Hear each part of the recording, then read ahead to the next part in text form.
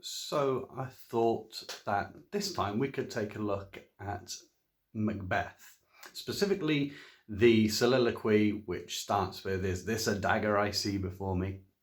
Very, very famous and important soliloquy in the whole play. You could argue it's the most important soliloquy. But as with everything, why are we looking at it? Well, it may be because you're trying to do Macbeth in GCSEs or A-levels, you want to improve your understanding of literature, especially Shakespeare, which I'd highly recommend. But here's the thing, whenever we look at something, I really encourage people not to analyse it in order to answer questions or to find little snippets to make you sound intelligent. The best thing to do with Shakespeare is understand what is being said. And then if you have questions on it, in an exam, for instance, you're much better prepared to answer them because you can be absorbed in the feeling and in the atmosphere of the play. You understand Shakespeare's words and the magic they work upon our emotions and upon our minds. And so we're going to take the soliloquy almost line by line. And then, I hope you enjoy it. So to start off, a bit of background information. When does this part of the play take place? Well, we're in Act 2, Scene 1. Now, in Act 1, we had Macbeth meets the witches. They prophesy that he'll become king. And then, lo and behold, King Duncan comes and stays under Macbeth's roof. And Lady Macbeth encourages him, "Look, now's your chance. Fate has placed him under your roof. The witches have prophesied you'll be king. Kill him, and then you will be king." And we see this turmoil of Macbeth. He's not a man that's just an out-and-out baddie. Richard III, now there's an out-and-out baddie, has no conscience whatsoever. But Macbeth tussles with conscience. He has vaunting ambition, wanting to become the King of Scotland. But at the same time, he knows he's meant to fight and kill only on the battlefield, and he's sworn fealty, that's loyalty, to his king. So to kill him in order to take the crown, this is a dilemma for Macbeth. But encouraged by his wife and his own deep ambition, at the end of Act 1, Scene 7, we find that Macbeth says to Lady Macbeth, "Okay, I'll muster up every corporal strength to kill. I'm going to do this. My mind is decided." However, in the scene, you're going to still see him as he's waiting to go and kill Duncan, still tussling with himself. Yes, he's going to do it. I think of that, there's no doubt. Some would say that he's not prepared yet. He's still arguing with himself whether to go through. I'm pretty sure he's ready to go through, but now he's trying to deal with the pangs of conscience that are firing around his mind. Just before we go into it though, something has just happened before this starts. On his way back to his rooms, Macbeth bumps into Banquo, his friend, and Banquo's servants Fleance. And they've been having a discussion. Banquo had asked his servant what time it was. And the servant said, "Well, the moon's down." And Banquo says, "Okay, so it's midnight then." And the servant said, "Well, I think it's later than midnight, but I haven't heard the clock strike." As in, someone would strike the clock to mark the hour. He says, "So I don't know. I think it's later than that, but the clock's not rung." It's just a little scene. And then Macbeth dismisses them, and he has a servant with him, and he dismisses his own servant, saying, "Tell your mistress, when my drink is ready, to ring the bell." So it's probably the warning note to call Macbeth to final action. Okay? Now let's get into the play. Not the play, the soliloquy. So, "Is this a dagger which I see before me? The handle toward my hand." There's our first line. Is this a dagger I see before me? So let's imagine, can put him anywhere, but let's imagine he's in his own room just getting ready to go and kill. He's pacing about. Somehow an apparition, a vision appears in front of him of a dagger hanging in the air.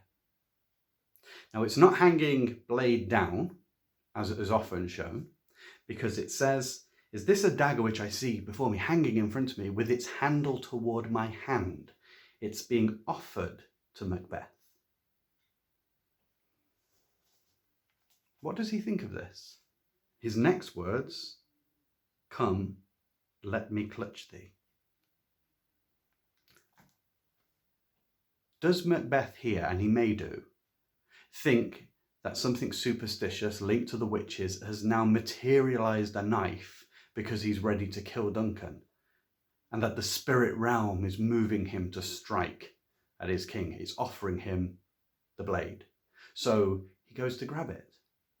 "Come, let me clutch thee. I've been offered this by the other world to encourage me to go through with my scheme." But the next line says, "I have thee not, and yet I see thee still. Art thou not, fatal vision, sensible to feeling as to sight?" So he goes to grab the handle, and his hand just goes through it. And he says, "I can't get you. I have thee not. Are you not sensible to touch? Are you not able to be held and felt like you were able to be seen?" Then he says, "Or art thou but a dagger of the mind, a false creation, proceeding from the heat oppressed brain?" Oh, now here we get into a sort of an insinuation between his conscience and his schemes. He realizes he can't touch the dagger. And so he says, "Or are you a dagger of the mind?" In other words, have you been conjectured by my mind? You've not been offered supernaturally to me. You've come from my mind.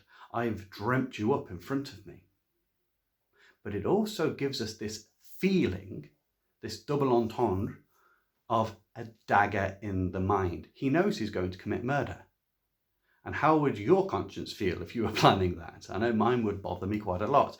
So he's got a dagger stabbing in his mind in conscience terms, but in the play when he's acting, he's also beholding a dagger that he has envisioned before himself from his heat-oppressed brain, his feverish brain. Remember, he's waiting to do the act. It's something that's against everything that Macbeth stands for, but he's going to kill because of ambition. And his mind must be in great turmoil. But dreaming about being the king, he seems now to have dreamt up this dagger. Do you notice the dagger's hanging in front of him as well? It's in the air. It's like he's trying to separate himself from the actual act. He's not lying on bed imagining going through with the murder. No, he's been thinking about it, and now it's materializing almost outside of him, as if it's drawing him along. It's like witchcraft, really. And just one other thing to note, did you notice that the dagger of the mind was called a false creation? So in other words, a mirage, an illusion, an hallucination. Now, it also can be a play on words again here. Think about this. Can he really be king just through inheritance? Well, no. Duncan is king. He has no right to it. But by killing Duncan, he creates for himself kingship. He will take the throne. And so this dagger of the mind is both a hallucination, but it's also the weapon to make a false creation of a king. Let's carry on. Speaking still to the dagger, "I see thee yet, in form as palpable as this which now I draw." I still see you, I see thee yet. Remember, he's just said this vision's come from a heat-oppressed brain. Can you imagine him sort of, he's seen it and rubbing his eyes, come on, pull yourself together, Macbeth. And then he looks up again and it's still there, hanging in front of him. "I see thee yet." And then what does it make him do? "As palpable or as real as this which now I draw." So he pulls out his own dagger.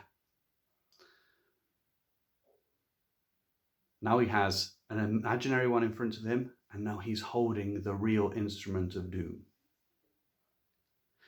This makes it interesting because of what he says next.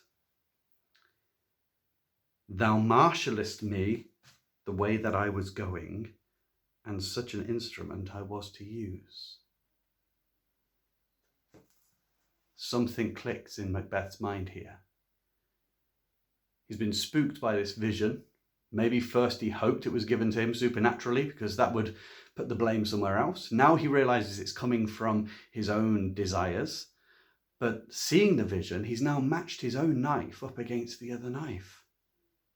And he says to the vision, you marshal me the way in which I was going. Marshal, to move and unite and to organize to do something. A general marshals the troops. This vision of the dagger before him is beginning to marshal his actions. He now picks up the knife and he looks at the vision and thinks, you are directing me to my aim. His ambition is pushing him towards his aim. His thoughts are driving him towards his aim, even though there's part of him that doesn't like it. Overall, you've got to remember Macbeth wants to be king more than be loyal. Otherwise, he wouldn't kill Duncan. Look what he says next. Mine eyes are made the fools of the other senses, or else worth all the rest. What does that mean? Well, what he's saying is, either my eyes are beginning to see things because of all the other emotions and feelings I've got inside me, all my plotting, scheming, worrying, anxiety, it's all drumming up this vision before me, and it's made my eyes fools. They're seeing things. Or, something he'd prefer, they are worth more than all the other senses combined. The eyes see things as they truly are. I should be king. This vision tells me I should kill Duncan. It marshals me the way I should go with the instrument I should use. The vision probably is an identical dagger to the one that Macbeth owns. Now, one thing you may want to imagine here is when he pulls out his own dagger, he looks at the direction that it's pointing along with the illusory dagger. Imagine it's pointing towards the door of his chambers. It's marshalling me the way in which I should go. It's turned into an arrow, a point, this way to kill. So can you imagine now Macbeth begins to follow the direction and walks to the door. Maybe he opens the door.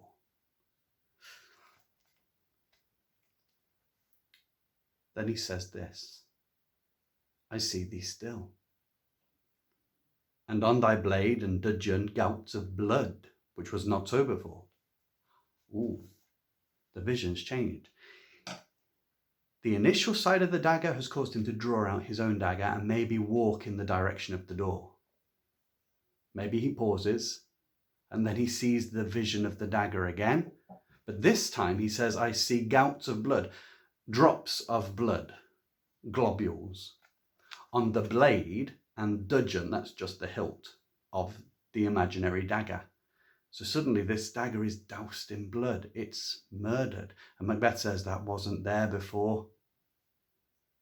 It's telling him to go and kill. Then he says, there's no such thing. You can imagine him swatting away the vision. In fact, for me, in my interpretation, you do not have to agree with this, but for me, I sense that here he knows he's going to go through with everything. And he recognizes, I know what's happening here. There's no such vision. I've just summoned up the will to go through with this. Because he says in the next sentence, it is the bloody business which informs thus to mine eyes. It's the bloody plan, scheme to kill Duncan, which has brought this vision of the dagger covered in blood to my eyes. I see it because I know I'm going to do it. I'm almost foreseeing the future. But in the cadence that he's used so far, the tussle, the quiet of the night in his room, what Shakespeare has done is build up this wonderful swell of malevolent, almost irrepressible movement inside Macbeth. And we as the audience, we're watching thinking, oh, this is terrible what he's going to do, but we're fascinated. And yet there's something all around it which wraps the whole sense of the speech in foreboding. Not just for Duncan, but more foreboding for Macbeth. Let's get back to the speech anyway. Now o'er the one-half world nature seems dead, and wicked dreams abuse the curtained sleep. By the way, again, I'm trying to read neutrally because I don't want to influence you. There are various different ways this can be read. But what does he mean? Now o'er the one-half world. So now over half of the world, nature seems dead. Well, nature is asleep. It's nighttime. So over half the world, everything is in darkness. It's late at night. People are abed in the castle. And sleep is like death, isn't it? No movement. Also, though, nature seeming dead may mean something else to Macbeth himself. Nature seeming dead might be the loyalty that a noble owes to his king is about to be broken by Macbeth. What is natural in a loyal noble is dead. He is no longer going to protect the king under his home roof. He's going to murder him. So over half the world, it's darkness. Everyone is asleep, but also he's bringing up death into the equation. And what's Shakespeare doing? Enjoy these words, by the way, the majesty of it all.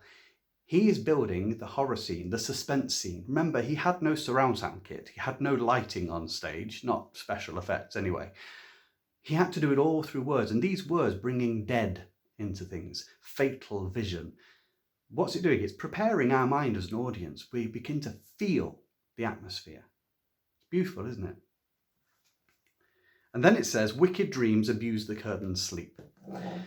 Now, curtained sleep, eyelids are closed, could be that, but more specifically for the Elizabethan audience, beds back then had great big curtains around them, and Duncan is behind his curtains in his curtained sleep. But wicked dreams abuse the curtained sleep. It's not the word abuse here, isn't the word as we normally take it. Abuse means to corrupt or twist or menace. And really what it's talking about is Macbeth himself. Wicked dreams are nightmares, aren't they? So what's about to happen to Duncan is a nightmare. But also, isn't Macbeth dreaming up something wicked that will abuse the curtained sleep of Duncan? So he means one thing quite literally, that is that there's something bad's about to happen to a sleeper, but also it's showing the malevolent energy that's built in him, that's got a grip of him, that's turning him black in his heart.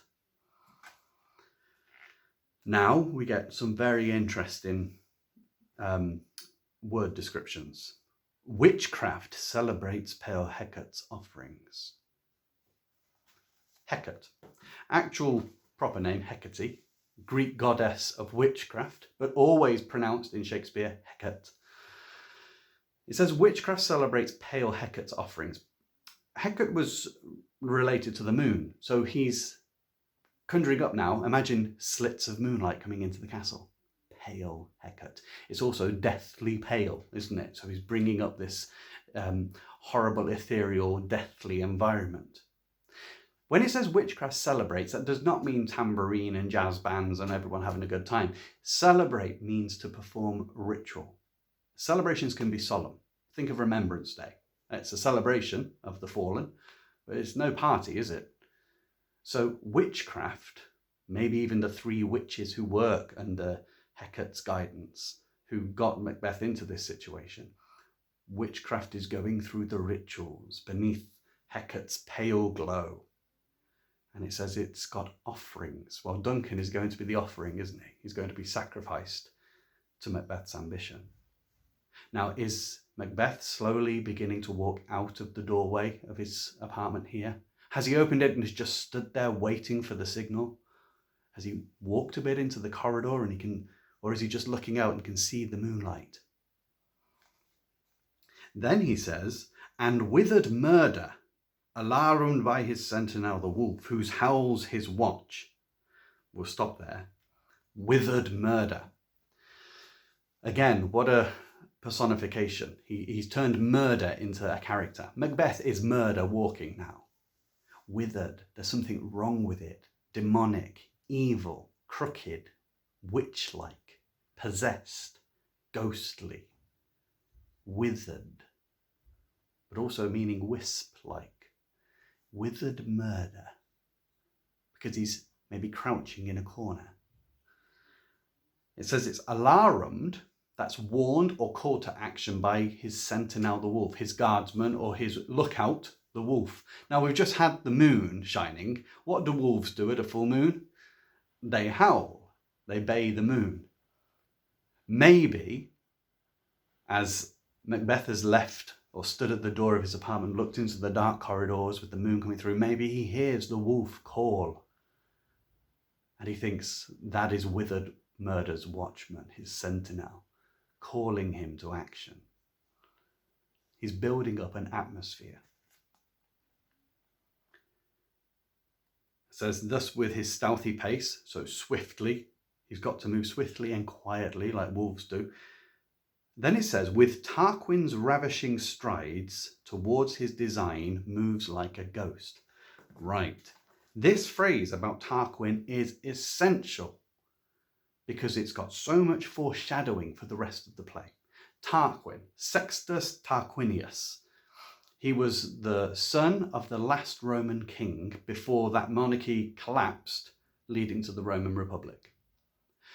Now, the thing that he did that caused that collapse was Tarquin had been around a friend's house, saw his wonderful wife, and lusted after her. He wanted her. And he ended up in this tormented tussle himself with what to do. But he so desired the woman that he returned at another time and during the night crept stealthily to her chamber and at sword point raped her. So his ravishing strides, his lust had got such a hold of him that he just strode into, and what it turned out to be was a disaster because it caused the collapse of his family and the downfall of the monarchy. Now, Macbeth is feeling as he's about to go to kill Duncan that he's moving with Tarquin's ravishing strides. He absolutely has his mind set on a desire to be king. And he's going to go and get it. But that foreshadows what happened to Tarquin. It ruined the family. It ruined Tarquin. Maybe Macbeth senses that even though he's striking out to be king, this is going to be his downfall. This will ruin him. Now, after he said all these things with the atmosphere, he turns to something more solid. He says, thou sure and firm set earth, hear not my steps which way they walk. For fear thy very stones prate of my whereabout, and take the present horror from the time which now suits with it. Did you love just the rhythm and cadence? Excellent stuff. Thou sure and firm set earth. He's been seeing visions. Now he's looking at the sure, firm set earth. It says, hear not my steps which way they walk. So don't give me away as I walk towards Duncan's room. Don't bring someone out into the corridor, or don't let the stones call out, murderer, murderer. Because when we're guilty in conscience, we feel exposed, don't we? So he wants everything to happen in silence and move quietly and quickly. There is also a hint here that back then, some believed that nature could read a man's thoughts and could speak out in protection of royalty. So he was hoping nature would stay asleep so that it didn't read his intention as he moved through the castle to kill Duncan and cause the stones to wobble and crack, bringing people to the defense of the king. So that's what he means there. But you can sense his trepidation as he's about to venture forth to do this dirty deed. You know, can you imagine how noisy it would be to him when he scuffs his foot on a slab? You'd think, oh no, everyone's going to hear that. So he's saying, please don't do it. And take away, it says, the present horror, take away this present murder that I'm going to do from the time which suits with it. This is the right time. Duncan is under my roof. I can kill him here easier than anywhere else. Shush, be still, earth, be silent, stones. Do not stop me from killing Duncan now when I have my best chance. Then he cuts away. Whiles I threat, he lives. Words to the heat of deeds too cold breath gives. I like that. This has been argued about what he means here and could be read in two different ways, particularly. But we'll go with the obvious one. While I threat, he lives. Well, while I stand here, maybe he's still waiting for the signal at his doorway. While I threaten to do this, he's still alive. And then he says, words to the heat of deeds, heat action of deeds, too cold breath gives. You can blow on fire to make it hotter, but he's saying words, they blow too cold and put the fire out. He's been talking to himself in his mind. He's been ruminating about how dark and sinister what he's about to do is. He's linked it with withered murder and witchcraft and pale Hecate and the wolf baying the moon. And it's unnerving him. Later on, he would say, my mind is full of stinging scorpions because it troubles him what he's done. What he's saying now is, if I keep speaking, I'm going to put out the flames of action. So shush. And then a bell rings. And that would be Lady Macbeth. She's striking the bell, the wrong time. She's telling Macbeth, move to action. The guards have been drugged and you're ready to go. And that's what Macbeth says. No more thinking, no more deliberating, no more acts of conscience as daggers in his mind anymore. He says, I go and it is done. The bell invites me.